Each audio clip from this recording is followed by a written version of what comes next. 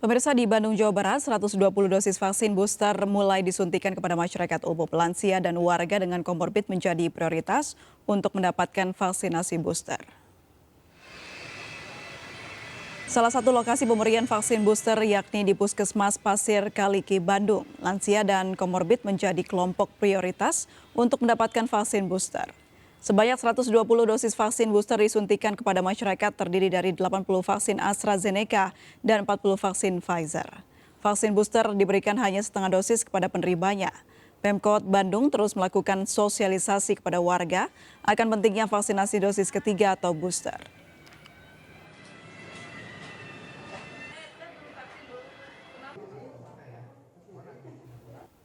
29 kabupaten dan kota di Jawa Timur serentak menggelar vaksinasi booster COVID-19. Vaksin booster diberikan di tengah gencarnya vaksinasi untuk anak-anak. Pemberian vaksin COVID-19 dosis ketiga atau booster di Provinsi Jawa Timur berlangsung serentak di 29 kabupaten dan kota. Salah satunya di Gedung Dinas Ketenagakerjaan Surabaya. Sekitar 100 warga lanjut usia menerima vaksin booster. Pemberian booster diawasi langsung Gubernur Jawa Timur Kofifa Indar Parawansa. Pemberian vaksin booster dilakukan bebarengan dengan gencarnya vaksinasi di kalangan anak-anak.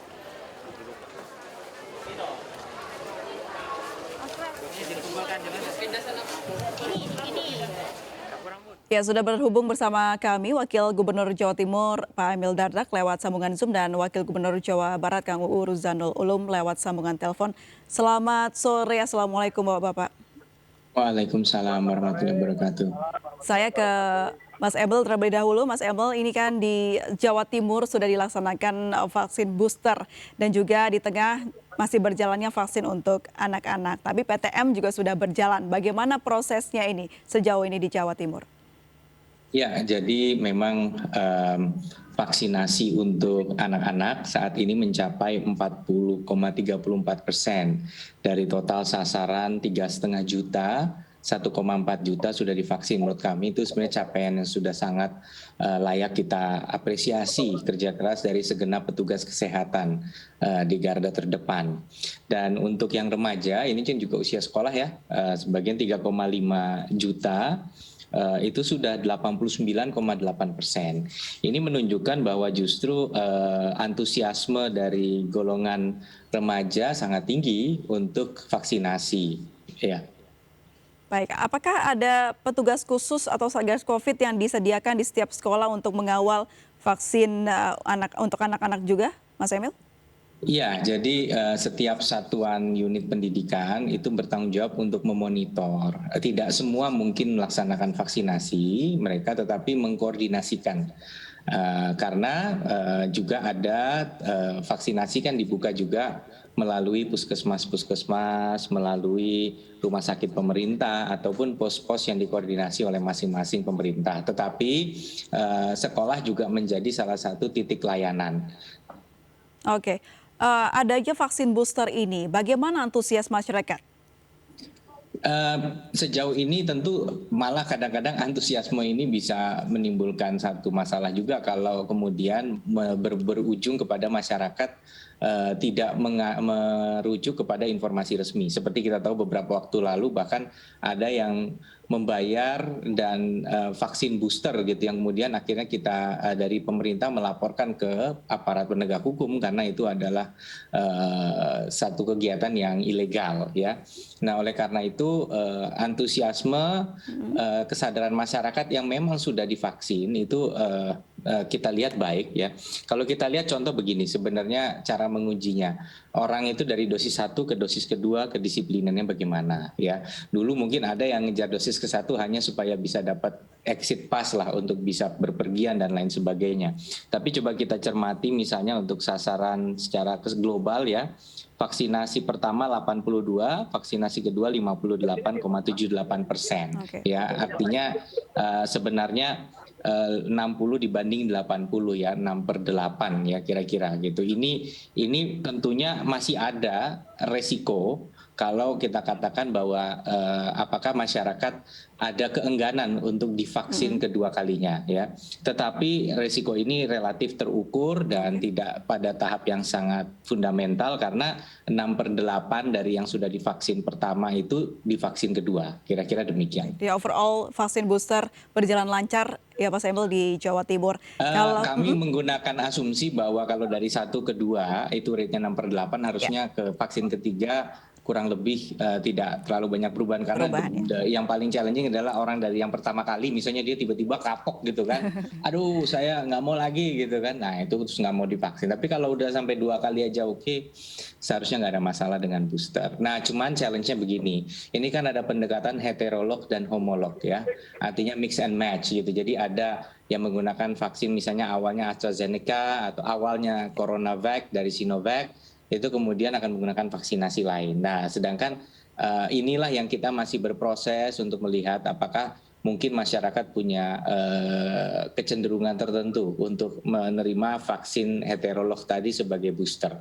Baik, saya ke Kang UU. Kang UU, kalau tadi di Jawa Timur sudah melaksanakan vaksin booster, di Jawa Barat juga sudah dimulai sejak kemarin. Bagaimana pelaksanaannya? Ya alhamdulillah, tadi saya ditugas oleh Pak Gubernur ke daerah Bogor. Yang divaksin adalah kelompok Manula yang datang sangat antusias. Banyak sekali. Dan di saat saya ditanya, apakah Bapak datang ini disuruh RT, dipaksa, ataupun perintah setempat, kelurahan.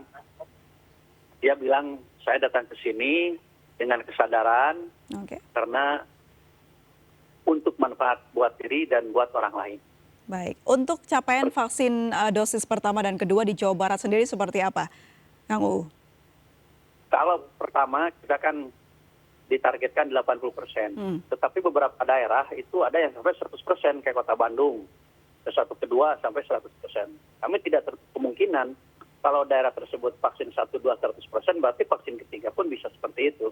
Ini menunjukkan keberhasilan komunikasi kepala daerah dengan masyarakat. Oke. Begitu karena juga untuk yang vaksin booster ini ya, Kang UU? Ya, betul. Karena kalau memang tidak baik komunikasinya, masyarakat itu enggan. Nah, oleh karena itu saya mau terima kasih. Yang kedua juga, kemampuan para nakes, kemudian aparat, ini sudah tidak kaku lagi. Kalau vaksin pertama mungkin masyarakat masih panik, kita juga belum siap. Tapi vaksin ketiga, tadi sudah ada gerombolan-gerombolan ataupun yang lainnya berjalan dengan lancar. Karena setiap kegiatan vaksin di satu tempat itu berbagai macam elemen datang. Ada kepolisian, tentara, anak-anak milenial untuk administrasi, dan juga dibantu dari posyandu yang ada di sekitar itu. Jadi alhamdulillah berjalan lancar. Mudah-mudahan selamanya sukses apa yang diharapkan oleh kita semua. Kalau target vaksin 1 dan 2 tadi 80%, untuk vaksin booster ini berapa persen, Kang UU? Ya, seperti yang sesuai dengan keharusan 80%, tapi lebih daripada 80%, ya sangat luar biasa. Jawa Barat kan penduduk 50 juta. Berarti kita ditargetkan 37 juta orang. Alhamdulillah kemarin berhasil sesuai dengan target, Desember itu selesai. Nah, kita pun kami punya optimisme akan selesai dengan baik. Karena masyarakat sudah sadar vaksin ini penting seperti itu. Baik, ketersediaan vaksinnya sudah aman dan akan sesuai dengan target yang akan direncanakan? Insya Allah, ke satu kemana agak ramai, agak kurang. Karena vaksin yang pertama, kami pemerintah provinsi tidak diberikan keluasan untuk berbagi ke kabupaten kota. Nah, vaksin yang kedua, alhamdulillah dikasih kewenangan oleh Kementerian Kesehatan, termasuk vaksin yang ketiga. Jadi kami bisa membagi di mana daerah yang kurang, bisa kita, di mana daerah yang lebih, kita tunggu kiriman untuk selanjutnya. Kalau yang pertama kan, kuotanya dari pemerintah pusat. Kabupaten lain sudah dapat, kabupaten ini belum. Karena memang satu dan lain. Nah, sekarang ada kewenangan, jadi insya Allah akan aman dan tidak akan terjadi seperti pengiriman vaksin yang pertama. Baik, Kang UU ada kendala dari program vaksinasi booster kemarin? Kalau sampai hari ini tidak ada, lancar, tidak ada masalah alhamdulillah, dan masyarakat pun tidak usah dipaksa-paksa hari ini. Tapi memang diakui ada beberapa daerah yang masih belum jangankan vaksin kedua dan ketiga, ke satu pun belum dilaksanakan. Ada seperti itu di beberapa kabupaten kota, tapi saya tidak bisa menyebutkan ya kabupaten kota yang mana. Baik, alasannya karena jangkauan kah? Alasannya mereka kebanyakan kurang gaul, ekonominya lemah, dan yang lainnya ada unsur ketakutan. kemudian juga mungkin informasi yang belum sempurna yang sampai kepada mereka. Baik, jadi PR-nya adalah sosialisasi ya Kang UU. Seperti apa ini Betul. menyempurnakan sosialisasi ke seluruh masyarakat di Jawa Barat? Iya betul, ini juga harus gencar. Padahal sebenarnya kita perasaan sudah maksimal ya, lewat media massa, lewat para kiai, lewat para ajengan. Karena memang Jawa Barat banyak pesantren, maka saya minta bantuan kepada mereka. Alhamdulillah mereka bisa bekerja sama, termasuknya dengan tokoh-tokoh agama yang lain, dengan Pak Rohaniawan di gereja-gereja yang lainnya sudah dilakukan semacam itu. Tapi tetap aja mereka ada yang tidak mau divaksin. Seperti itu. Baik, Kang UU diprediksi oleh Kementerian Kesehatan dan juga Satgas COVID-19 gelombang ketiga untuk COVID-19 varian Omikron ini akan terjadi di Indonesia di awal Februari nanti. Ada upaya khusus atau kebijakan khusus dari Pemprov Jawa Barat akan hal ini? Ya kita upaya sejak dari awal, karena kan sudah ada ya di Jawa Barat. Apalagi Jawa Barat selalu pertama. Dulu juga kan corona berawal dari Jawa Barat gitu ya. Nah ini kita sudah mengantisipasi dengan gerakan memperkuat SOP yang sudah dilaksanakan dan pemerintah provinsi memberikan diskresi kepada para kepala daerah untuk melakukan tindakan-tindakan yang sesuai dengan kebutuhan. Intinya kami tidak memberikan kekakuan kepada kepala daerah. Karena yang tahu situasi dan kondisi di daerah adalah kepala daerah itu sendiri. Sekalipun ada SOP-SOP yang baku ya dari Kementerian Kesehatan itu pun tetap dilakukan. Seperti itu. Ada upaya percepatan vaksin booster mengingat prediksi gelombang dari COVID-19 varian Omikron ini di awal Februari, Kang UU? Oh jelas, dengan mulainya hari kemarin sampai hari ini itu salah satu indikator kami untuk mempercepat selesainya vaksin ini. Dan juga nakes yang sudah profesional, kemudian tim administrasi dari kaum milenial untuk memasukkan ke komputer, itu sudah berjalan dengan baik dan tidak ada kekakuan. Insya Allah lancar semuanya. Baik, meski butuh waktu untuk vaksin booster ini, tentunya pemerintah daerah juga harus menyiapkan bagaimana ketersediaan fasilitas kesehatan. Untuk fasilitas kesehatan sendiri, Kang UU, seperti apa di Jawa Barat? Fasilitas kesehatan, karena ada refocusing beberapa kali ya, jadi banyak anggaran yang dipakai untuk itu, di saat kemarin kami melaksanakan vaksin yang pertama dan yang kedua. Bahkan sekarang Mendagri pun sudah memberikan isyarat-isyarat kembali untuk refocusing, jadi kami kayaknya tidak ada permasalahan. Yang jadi permasalahan mungkin riaknya masyarakat, kenapa ini belum dibangun, tetapi kami selalu memberikan penjelasan. Kesehatan penting, pembangunan penting, tetapi waktu mungkin yang membedakan. Kesehatan dulu, baru nanti infrastruktur, seperti itu. Baik, kesehatan dulu, baru infrastruktur. Yang jelas, Pemprov Jabar tetap menyiapkan begitu ya, Kang UU ya, untuk menghadapi gelombang 3 prediksinya di awal Februari nanti. Kang UU, terima kasih banyak sudah bergabung dan berbincang bersama kami di MNC News. Kang UU, Wakil Gubernur Jawa Barat. Selamat sore, salam sehat selalu, Kang UU. Ya, sore. Kita masih berbincang bersama Wakil Gubernur Jawa Timur, Mas Emil, namun kita harus jeda terlebih dahulu, tetap bersama kami di MNC News.